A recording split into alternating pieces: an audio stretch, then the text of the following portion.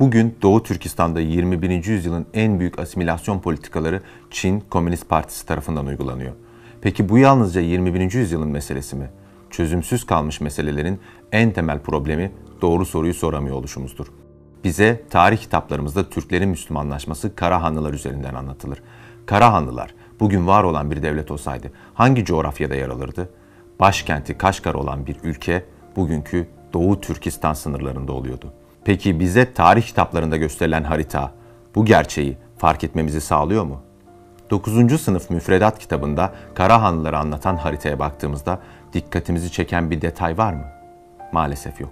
Aynı haritaya gelin küçük bir detay ekleyelim. Çin Seddi. Çin Seddi, Çin'in doğal sınırlarını belirler. Seddin öte yanı ise Çinliler için düşmanı tanımlar. Doğu Türkistan'ın kadim kentleri Kaşgar, Urumçi, Turhan, Çin Seddi'nin sınırları içerisinde mi? Bize tarih kitaplarında bu harita gösterilseydi Kaşgar'ın da Urumçi'nin de geleneksel Çin sınırları içerisinde olmadığını görürdük. Kavramlar, terimler dünyayı kimin yönettiğini de belirliyor. Doğu Türkistan'a Çinliler neden Sincan diyor? Sincan Çince ne demek? Sincan Çince yeni sınır anlamına geliyor.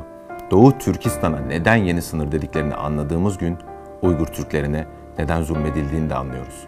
Çin Seddi'nin öte yanında kalanlar onlara göre düşmanken yeni sınıra yeni insanlar taşımak isteyen Komünist Parti bugün ata yurdumuzun son bekçilerini de yok etmekle meşgul.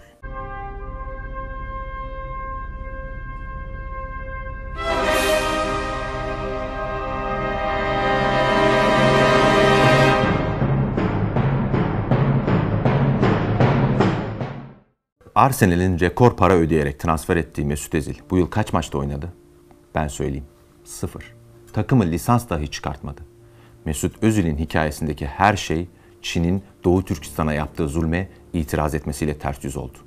Babaların evlatlarından sırf Uygur Türk'ü oldukları için ayrılmasına itiraz ediyordu. Uygur Türk'ü babalar işlemedikleri suçların bedelini ödemek için hapishanelere götürülürken evlerine Çinliler yerleştiriliyor.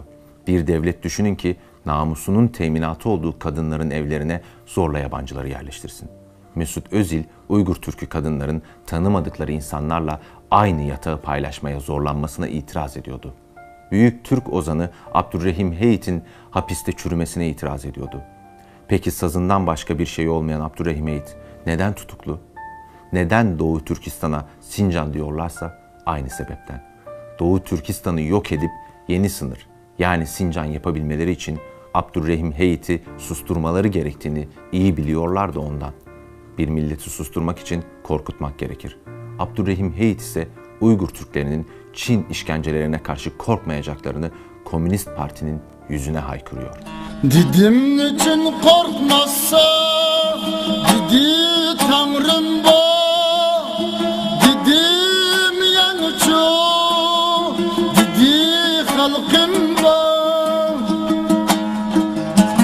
dedim yani yok mu, dedi rahim var, dedim müşküran mı sen, bu dedi yok ya. Semboller coğrafyaların kaderlerini de belirler. Roma İmparatorluğu Akdeniz'e Mare Nostrum diyordu. Yani bizim deniz. Biz ise bizden olanı, bizim olanı başkalarından dinliyoruz. Bizler Doğu Türkistan'a Sincan demeyi bırakırsak, Batı Türkistan'a Orta Asya demekten vazgeçersek, işte o zaman 22. yüzyılın hikayesinde tekerrür eden tarih, Türklerin cihana hükmettiği günlerdeki gibi olur. Esareti yaşadıkları günlerin aksine.